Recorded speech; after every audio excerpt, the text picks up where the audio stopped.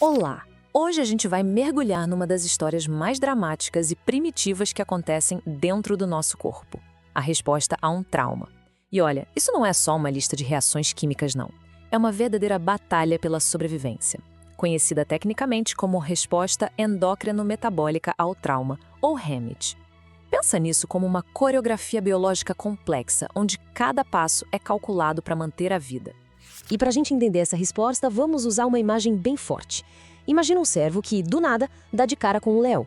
Aquele susto, aquela descarga de adrenalina para lutar ou fugir, é exatamente o mesmo alarme que soa dentro da gente durante um estresse muito grande. Esse mecanismo super antigo é a base de tudo que a gente vai ver agora. Mas afinal, o que é trauma nesse nosso papo aqui? A palavra é bem mais ampla do que a gente costuma pensar. Não estamos falando só de um acidente de carro. Trauma aqui é qualquer agressão gigante ao equilíbrio do corpo.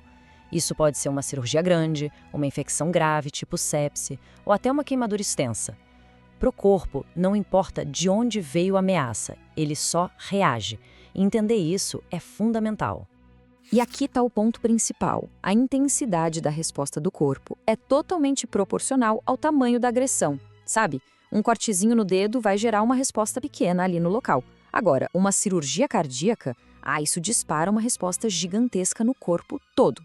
É esse princípio que ajuda as equipes de saúde a prever o tipo de suporte que um paciente vai precisar. Bom, entrando no coração do assunto, essa resposta ao trauma se divide em fases. A primeira é a chamada fase EB. Pensa nela como uma manobra de defesa, um recuo estratégico. É o corpo se preparando para a batalha que vem pela frente.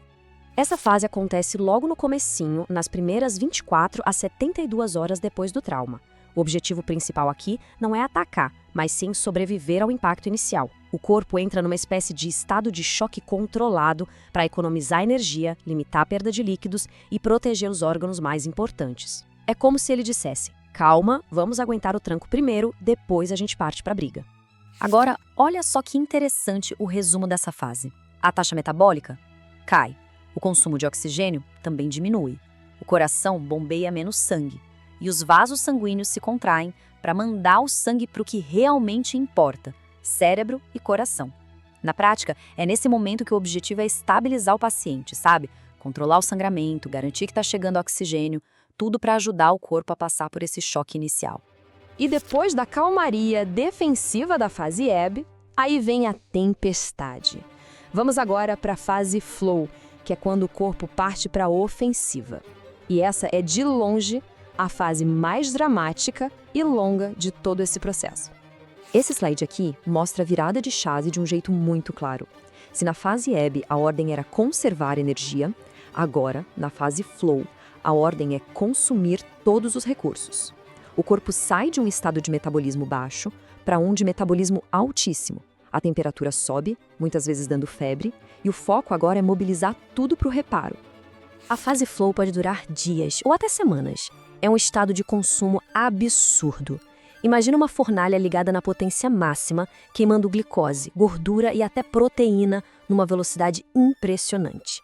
E é aí que mora um grande desafio, porque se essa fase se estende muito, o corpo começa a consumir a própria massa muscular, o que leva a uma fraqueza terrível. É por isso que o suporte nutricional se torna tão importante. Mas quem é que está orquestrando essa loucura toda? Quem são os generais e os comandantes nessa guerra biológica? A resposta está numa cascata super complexa de hormônios e mensageiros químicos. Aqui a gente vê a cadeia de comando. De um lado, os hormônios que são ativados e disparam, com as catecolaminas, tipo a adrenalina, e o cortisol sendo os chefões. Do outro lado, os hormônios que são meio que desligados. E olha só quem está nessa lista: a insulina. Guarda essa informação porque ela é extremamente importante. As catecolaminas, como a adrenalina, são a equipe de resposta rápida, a tropa de choque. São liberadas na hora e o efeito é imediato. O coração acelera, a pressão sobe e, o mais importante, elas mandam o fígado liberar um monte de glicose no sangue. É combustível rápido para a luta. Se a adrenalina é a resposta imediata, o cortisol é o estrategista de longo prazo. Ele garante que vai ter combustível para a guerra continuar. E para isso, ele dá ordem para quebrar os estoques de energia do corpo. A proteólise, que quebra a proteína dos músculos, e a lipólise, que quebra a gordura. É um processo bem destrutivo, mas necessário para sobreviver. E aqui a gente chega naquele ponto crucial e meio doido que eu falei. A insulina, que é o hormônio que normalmente guarda a glicose, é suprimida. E ainda por cima, o corpo fica resistente à pouca insulina que está circulando. O resultado? O açúcar no sangue vai lá para cima. É por isso que numa UTI, a glicemia de um paciente grave é monitorada o tempo todo, mesmo que ele não seja diabético. Esse açúcar alto pode piorar tudo, aumentando o risco de infecções.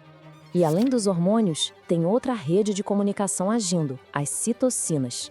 Pensa nelas como um cabo de guerra. De um lado, as pró-inflamatórias, que estão gritando fogo. Do outro, as anti-inflamatórias, que tentam controlar a situação.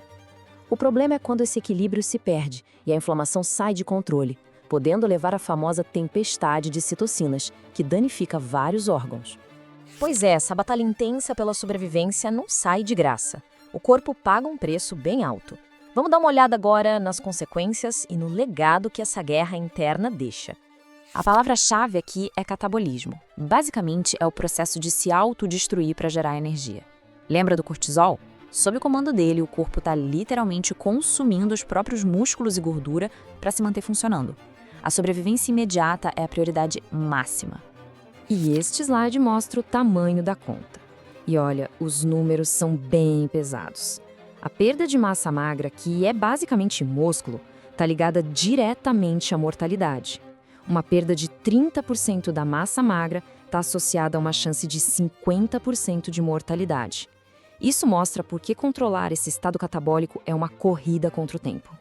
Então, para resumir a história, as principais consequências clínicas são bem perigosas. O açúcar alto no sangue, que debilita o sistema imune. A perda de músculo, que leva a uma fraqueza extrema. A cicatrização fica prejudicada, o risco de infecção aumenta e o sangue fica mais propenso a formar coágulos. É uma cascata de problemas. É muito importante entender que essa resposta toda é um mecanismo evolutivo brilhante, feito por uma luta curta e intensa, como a do cervo e do leão. O problema é que, hoje em dia, um paciente na UTI pode ficar nesse estado por semanas. E aí, o que era para ser uma estratégia de sobrevivência acaba se tornando um processo crônico e autodestrutivo. Isso tudo nos leva à grande questão da medicina moderna. A ideia não é tentar desligar essa resposta, porque ela é essencial para sobreviver. O desafio é modular, guiar e apoiar o corpo nessa fase. A pergunta que fica é: como a gente pode ajudar o corpo a vencer a guerra contra a ameaça externa sem que ele perca a guerra contra si mesmo?